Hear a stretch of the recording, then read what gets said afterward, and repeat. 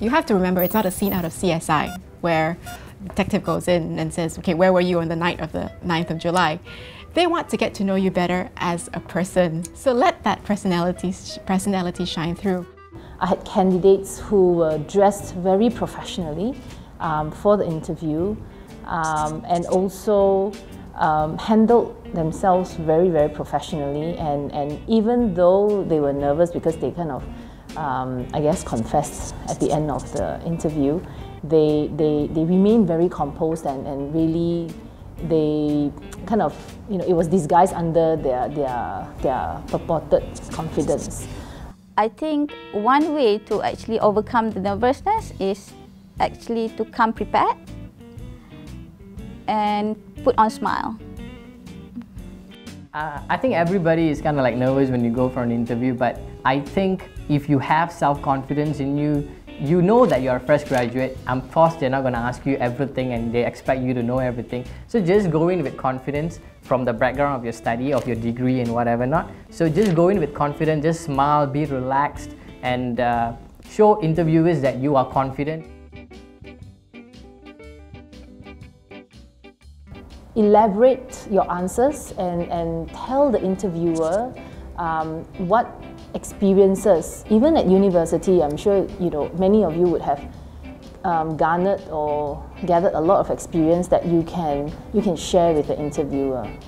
For me, the best conversational moments was actually sharing my experience working overseas in China for 2 months. That makes the interview really casual and it becomes more you're talking to the person instead of you being interviewed by them. I did share some stories about my my vacation in New Zealand, whereby I did bungee jumping. So to me, that was quite a conversation starter, and to me, it was something interesting that I can share. And we in a way, we can actually develop a casual conversation. Yeah, I tend to share a lot on one story that I have, mostly because it's kind of special and it's very special to me at least. It was the time when I actually went to Poland to teach English for a month.